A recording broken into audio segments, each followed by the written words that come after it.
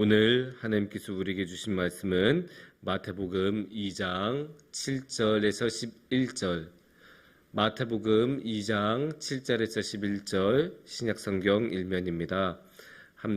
제가 여러분께 봉독해 드리도록 하겠습니다. 이에 헤롯이 가만히 박사들을 불러 별이 나타난 때를 자세히 묻고 베들레헴으로 보내며 이르되 가서 아기에 대하여 자세히 알아보고 찾거든 내게 구하여 나도 가서 그에게 경배하게 하라.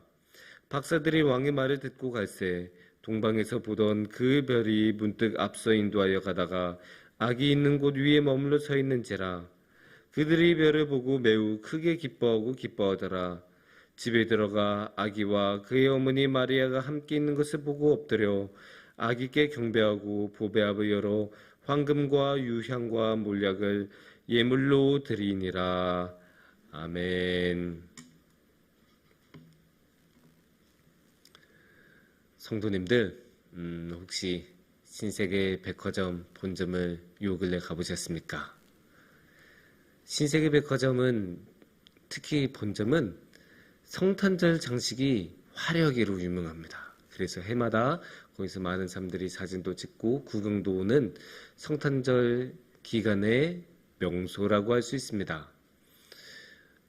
그래서 저도 얼마 전에 명동에 갈 일이 있어서 지나가다 봤는데 정말로 화려했습니다.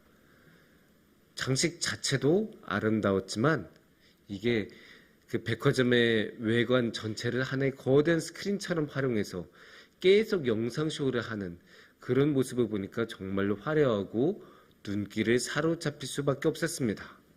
이게 얼마나 강렬하던지 지나가던 사람들도 지나가다가 와 하면서 보고, 우리 요즘은 그 신기한 게 있으면 어떻게 하죠? 항상 이거부터 이제 들죠. 그래서 이렇게 다들 찍어가고, 근데 거기 찍는 사람들이 너무 많으니까 길 건너편엔 이렇게 안내선, 여기까지는 쓰시고 여기는 통로로 놔두세요, 이렇게 안내선도 있고 안내요원까지 이렇게 따로 세울 정도로 너무나 많은 사람들이 볼 정도로 그렇게 많은 인파를 이루고 그렇게 유명해졌습니다.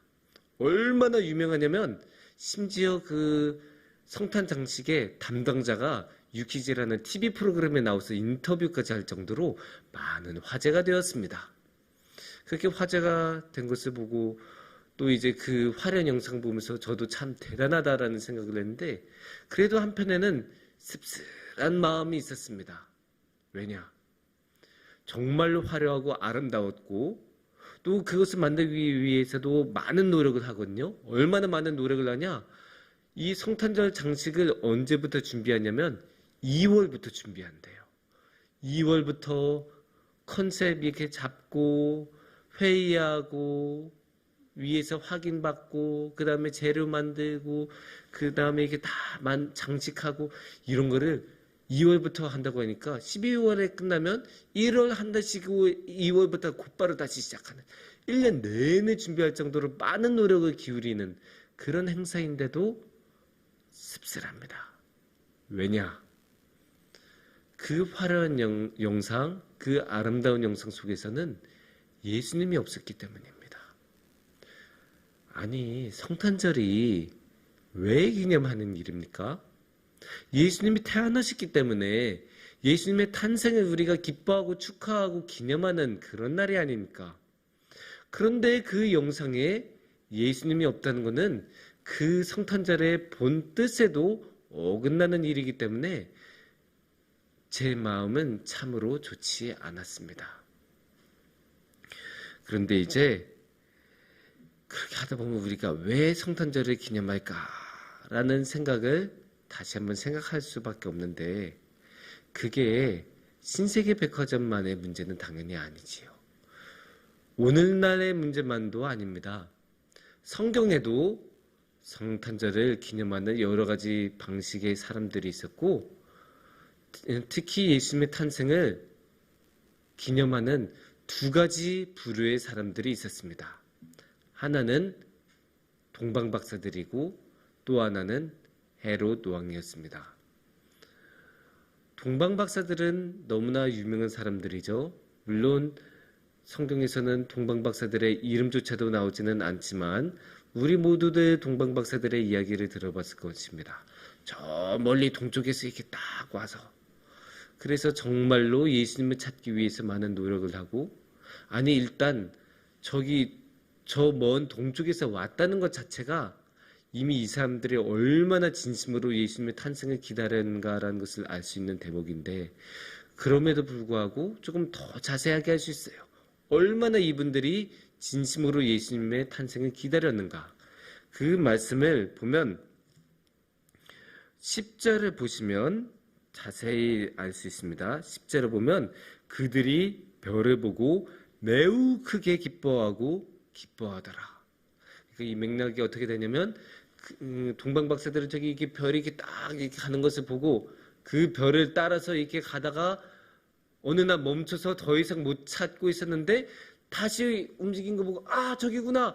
이제 우리는 드디어 태어나신 왕을 만날 수 있어. 드디어 예수님을 찾을 수 있어. 하면서 기뻐했다는 그 말씀이 오늘의 10절인데 근데 그냥 기뻐한 게 아니에요. 그냥 기뻐한 것도 아니고 크게 그것도 그냥 큰 것도 아니고 매우 크게 기뻐한 것으로도 모자라서 한 번 더 기뻐하는 그거 얼마나 기뻐해요. 성경에 기뻐한다는 이야기가 많이 기록이 되었지만 이 정도로 매우 크게 기뻐하고 기뻐하였다라고 강조할 정도로 기뻐한 경우는 정말로 드뭅니다. 그만큼 동방박사들의 기쁨은 가장 높은 수준의 기쁨이라고 할 수 있고 그만큼 동방박사들은 정말로 크게 전심을 다하여 기뻐하였다고 할 수 있습니다. 그래서 그렇게 기뻐한 끝에 이 동방박사들은 어떻게 하죠? 이제 태어나신 예수님을 만나고 그 태어나신 예수님의 부모님 요셉과 마리아에게 예물을 드렸다고 하죠. 11절을 보면 이렇게 나옵니다. 11절을 보면 집에 들어가 아기와 그의 어머니 마리아가 함께 있는 것을 보고 엎드려 아기께 경배하고 보배압을 열어 황금과 유약과 몰약을 예물로 드리니라.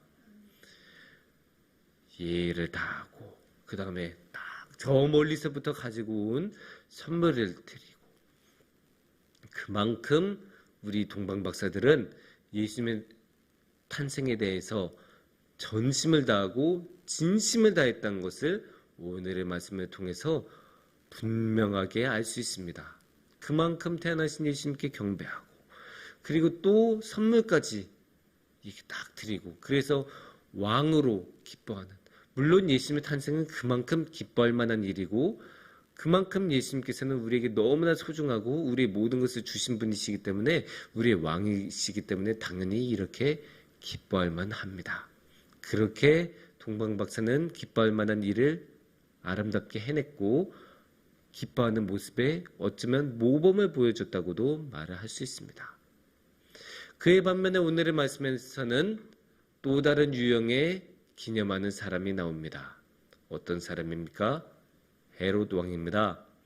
헤롯 왕은 이스라엘 민족 출신은 아니에요. 저기 이두메 쪽에서 나타난 이두메 출신의 사람인데 그래도 이스라엘 지역의 왕이 되었던 사람입니다. 정치력도 굉장히 뛰어났고 그리고 많은 건축 사업도 벌였을 만큼 나름 굉장히 유능했던 왕입니다. 이 헤롯 왕이 동방박사들이 오고 이야기를 나누면서 예수님이 태어나신다는 이야기를 왕이 태어난다는 이야기를 접하게 됩니다. 그래서 헤롯은 어떤 반응을 보이냐? 7절을 보면 알 수 있습니다. 7절을 보면 이렇게 말씀하고 계십니다. 이에 헤롯이 가만히 박사들을 불러 별이 나타난 때를 자세히 묻고 그래? 예수님이 태어나신다고? 왕이 태어난다고? 그 왕이 태어난다는 것을 알려주는 별이 있다고? 그래, 그게 그러면 언제냐? 아주 자세하게 물어봅니다. 그 자세하게 물어본다는 건 그만큼 전후 사정을 알고 싶다는 것이고 그만큼 관심을 가지고 있다는 것을 알 수 있습니다. 그만큼 관심을 가지고 아주 자세하게 이 헤롯 왕은 물어보면서 조금 더 자세하게 더 들어갑니다. 8절을 보면 이렇게 말씀을 하고 계십니다. 8절에서는 베들레헴으로 보내며 이르되 가서 아기에 대하여 자세히 알아보고 찾거든 내게 구하여 나도 가서 그에게 경배하게 하라. 나도 가서 경배하고 싶으니까 찾으면 나한테 꼭 알려줘. 너네가 베들레헴 가서 그 왕을, 태어난 왕을 알게 되면 나한테 꼭 알려줘. 나도 가서 나도 경배할게. 이렇게 헤로드 왕은 말하고 있죠. 자신도 경배하고 싶다고. 태어난 그 왕에 대해서 나도 예를 다하고 경배를 하겠다고 헤로드 왕은 말합니다. 얼마나 좋은 명목입니까? 얼마나 충실합니까? 태어나신 왕, 하늘의 왕에 대해서, 이 세상의 왕에 대해서 경배를 하겠다. 얼마나 좋은 명목이고 좋은 명분입니까? 하지만 이게 진심이 아니었다는 것을 우리는 모두 다 알고 있죠. 특히 16절 말씀, 오늘의 말씀보다 조금 뒤에 있는 16절 말씀을 통해서 우리는 이것을 자세하게 할 수 있습니다. 이에 헤롯이 박사들에게 속은 줄 알고 심히 노하여 사람을 보내어 베들레헴과 그 모든 지경 안에 있는 사내 아이를 박사들에게 자세히 알아본 그때를 기준하여 2살부터 그 아래로 다 죽이니. 그 박사들이, 동방 박사들이 자신한테 이야기를 안 하고 그냥 가버리죠. 그렇게 가버렸다는 것을 알자마자 얘네가 나를 속였구나. 나한테 말을 안 해줬구나. 그렇게 깨닫고 안 되겠다. 내가 조치를 취하겠다 하고 그 2살 아래부터 모두 다.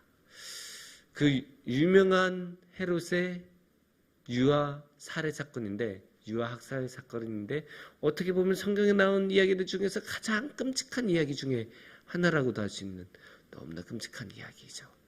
그만큼 여기서 헤롯의 진심이 보이죠.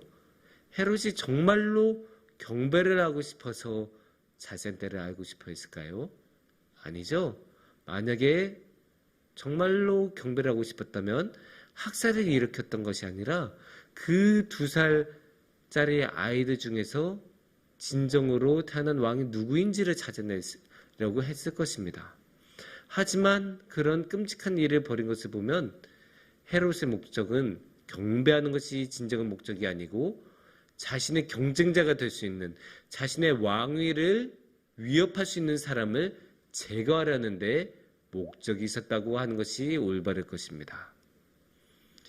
이처럼 우리는 모두 다 각자의 이유로 예수님의 오시는 것을 알아보고 예수님의 오시는 것을 기다리고 예수님이 오시는 것을 자세히 찾습니다. 어떤 사람들은 동방박사들처럼 전심을 다하여 예수님을 기뻐하고 기념하고 경배하는 반면에 어떤 사람은 헤롯처럼 예수님에 반대하여 전심으로 반대하는 사람들이 있습니다.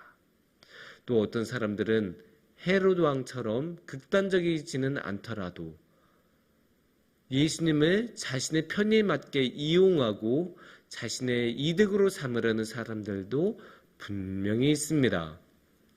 이렇게 다양한 사람들이 이 세상에 있습니다. 사랑하는 성도님들, 이 가운데 우리가 어떠한 유형의 사람이 되어야 하는지, 어떠한 길을 가야 하는지는 사실 명확합니다. 신앙의 길을 우리 권사님들은 오랫동안 걸으셨기 때문에 제가 굳이 설명하지 않아도 어떤 길을 선택해야 되는지 모두 아실 것입니다. 그럼에도 불구하고 제가 오늘의 말씀을 다시 한번 나누는 것은 그 이유가 간단합니다. 다시 한번 상기시켜 드리고 싶었습니다. 왜냐? 우리는 너무나 자주 잊어버립니다. 우리 안에는 죄가 너무나 많고 악이 너무나 많아서 예수님을 우리의 목적대로 이용하려는 그런 마음이 너무 강합니다. 그래서 우리가 조금이라도 집중하지 않고 조금이라도 정신을 놓고 있으면 어느새 우리도 모르게 예수님을 우리의 뜻대로 끌어가고 우리의 목적대로 이용하려는 그런 모습을 자주 봅니다. 그렇기 때문에 우리는 항상 스스로 돌아보고 기도하고 스스로 성찰하면서 내가 지금 예수님에 대해서 어떻게 하고 있나? 내가 예수님을 경배드리고 있나? 아니면 내가 예수님을 내 뜻대로 이용하려고 있나? 항상 스스로 돌아봐야 합니다. 그렇게 돌아보면서 우리가 순수하게 오직 예수님만 우리의 마음에 품고 예수님을 따라가고 예수님을 진정으로 기뻐한다면 우리 거룩하신 주님께서는 우리의 삶을 주님으로 충만하게 채워주실 것입니다. 함께 기도하겠습니다.